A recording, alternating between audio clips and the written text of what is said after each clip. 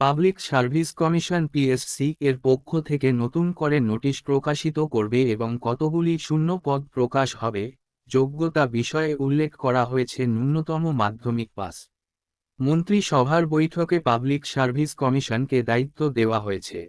রাজ্যে বনদপ্তরে নতুন করে ১৬০০+ এর বেশি শূন্য পদে পাবলিক সার্ভিস কমিশনের পক্ষ থেকে বিজ্ঞপ্তি প্রকাশিত করবে খুব শীঘ্রই। মাধ্যমিক পাস যোগ্যতায় চাকরিপ্রার্থীরা এখানে আবেদন নথিভুক্ত করতে পারবেন। ফরেস্ট গার্ড নিয়োগ ২০২৪ যোগ্যতা। যে প্রার্থীরা পশ্চিমবঙ্গ ফরেস্ট গার্ড নিয়োগ ২০২৪ এর জন্য আবেদন করতে চান তাদের শিক্ষা এবং বয়স অনুসারে যোগ্য হতে হবে। পশ্চিমবঙ্গ বন প্রহরী শূন্যপদগুলির জন্য আবেদন করার জন্য এখানে প্রধান যোগ্যতার মানদণ্ডগুলি অবশ্যই পূরণ করতে হবে। বয়স সীমা: প্রার্থীদের বয়স ১ জানুয়ারি ২০২৪ তারিখে ১৮ বছর থেকে ২৭ বছরের মধ্যে হতে হবে। বর্তমান নিয়ম অনুসারে তফসিলি জাতি, তপশিলি উপজাতি, প্রাক্তন সৈনিক এবং অন্যান্য নির্দিষ্ট বিভাগের প্রার্থীদের ক্ষেত্রে উচ্চ বয়সের সীমা শিথিলযোগ্য।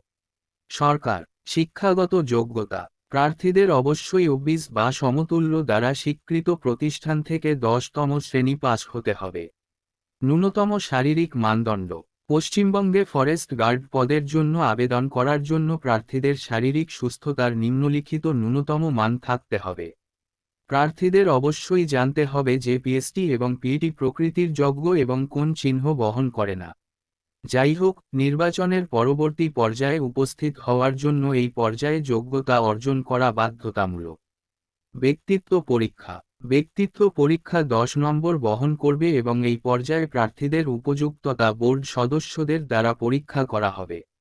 ব্যক্তিত্ব পরীক্ষা ইন্টারভিউ রাউন্ডের জন্য ডাকা প্রত্যেক প্রার্থীকে চূড়ান্ত নির্বাচনে বিবেচিত হওয়ার জন্য এতে উপস্থিত থাকতে হবে। ফরেস্ট গার্ড বেতন ২০২৪। ফরেস্ট গার্ড এর বেতন স্কেল আর ওপি ২০১৯ এর লেভেল ৩-এ রয়েছে, যার প্রারম্ভিক মূল বেতন Rs. ১৮,৮০০। মূল বেতন ছাড়াও কর্মচারী প্রযোজ্য হিসাবে DA/HRA চিকিৎসা ভাতা পাওয়ার অধিকারী।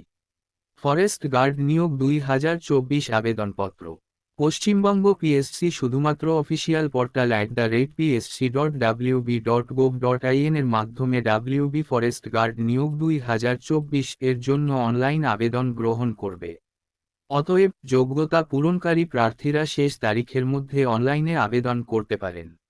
অনলাইনে আবেদন করার ধাপগুলো তাই প্রার্থীদের সুবিধার্থে নিচে আলোচনা করা হলো।